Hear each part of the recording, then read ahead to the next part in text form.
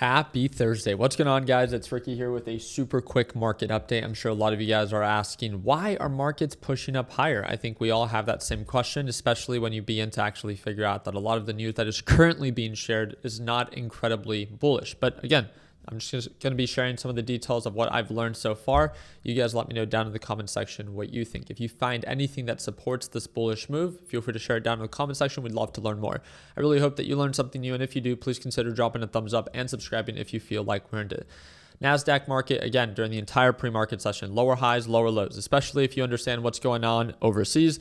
You know exactly why markets are selling off. But right when markets open, like clockwork, markets began to take off and our LPP team loved it. We waited for this thing to pump during today's live trading session. We made sure that we didn't get impulsive. The last thing that you want is markets to gap up. You think that they need to sell off and then just eventually they end up actually pushing up even higher.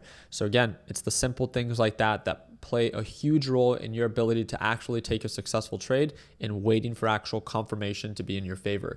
As of right now markets are again consolidating and now showing more signs of actually getting rejected. So why do I think that markets are slightly bearish?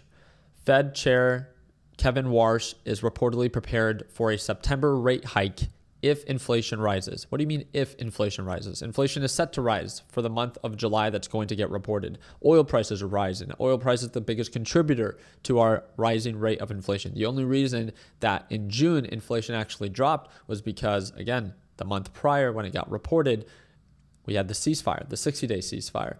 What happened right after? In July, I think it was July 7th, Trump and Iran began attacking one another all over again. What happened with oil prices? Oil prices shot back up to nearly $100 a barrel. You cannot be surprised by this. Now, again, it's multiple Fed officials that are saying that they're open to raising rates, which raising rates is not bullish. Again, just sharing the news with you. If you think that raising rates is bullish, feel free to try to defend it down in the comment section and support the case where raising rates is bullish. I would love to learn more.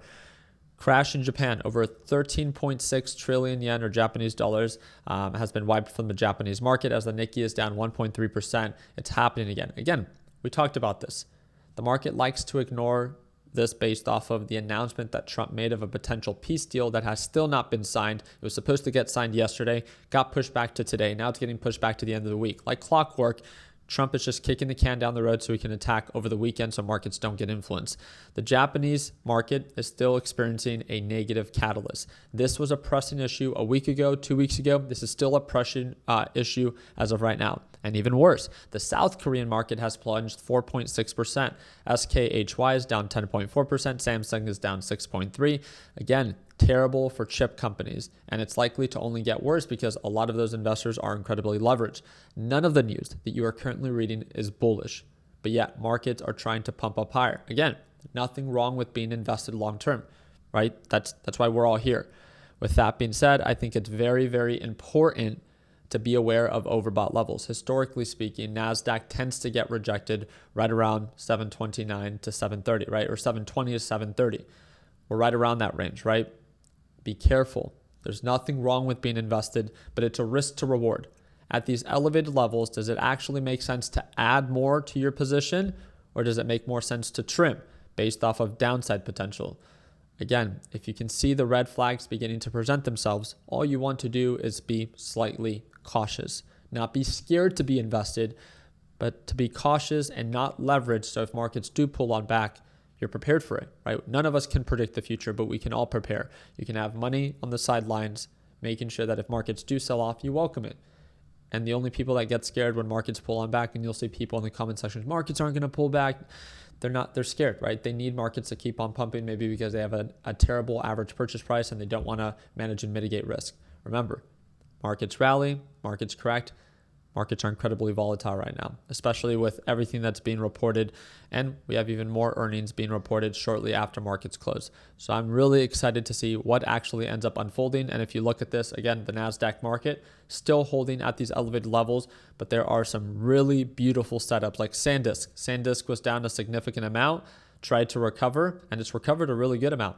Now it's incredibly overbought. So if SanDisk does begin to sell off, again, if NASDAQ market falls, SanDisk will fall with it, 7 to 8% downturn. And remember, when these chip companies fall, they negatively influence SKHY. It's a domino effect, right? SKHY, let me pull it up here. It's only down 3.6% on the day so far. But again, this is the one that really hurts the South Korean market. So if this continues to fall another 5 to 6%, what do you think that's going to look like for those leveraged traders in South Korea? Not good, right?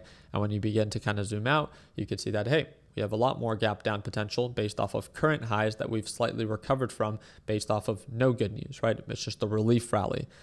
So again, please know that things can get worse before they get better, especially if the red flags are presenting themselves. There's nothing wrong with being invested in these companies long term. Just make sure that at overbought levels, you are not putting yourself in a position where you are overexposed and over leveraged. Never be afraid to trim profits at overbought levels in preparation for a pullback, so you welcome that pullback and being able to take advantage of those opportunities. I'll do my part in continuously keeping you guys up to date. And like I said, in today's live session, we talked about all of this, the importance of waiting for confirmation, not fighting the trend, literally just waiting for direction to become favorable so we can choose to strike. There's some traders that went long and it makes sense. Direction was in their favor. There's other traders that are waiting to short. Again, this is the importance about starting the morning off with our team every morning. It's making sure that we share the proper, I would say, bad habits to avoid. So many people are so focused on always making money. They're never focused on managing and mitigating risk. And that's why I think it's super important that you don't have a strategy problem. You have a risk problem. And I think that this is applicable to probably many of you. If you guys have not checked out our LPP homepage, again, it's the second link in the description of this video. And you can even preview a previous recent live trading session even before you join LPP. So if you want to check it out, again, second link down below. We do have a little discount going on right now, and all you have to do is click enroll, and the discount will automatically apply at checkout. So again, if you want to check it out, second link down below. I appreciate you guys' time. I hope that you guys enjoyed this quick little market update. Feel free to share your thoughts down in the comment section. Are you bullish at these overbought levels? Are you buying more? Or are you just staying light? Or are you bearish? Are you preparing to short if markets do begin to pull on back? And just remember, shorting does come at a greater form of risk, and it's not designed for beginners. I appreciate you guys' time. Like always, let's make sure that we end the year on a green note. Take care, team, and happy Thursday.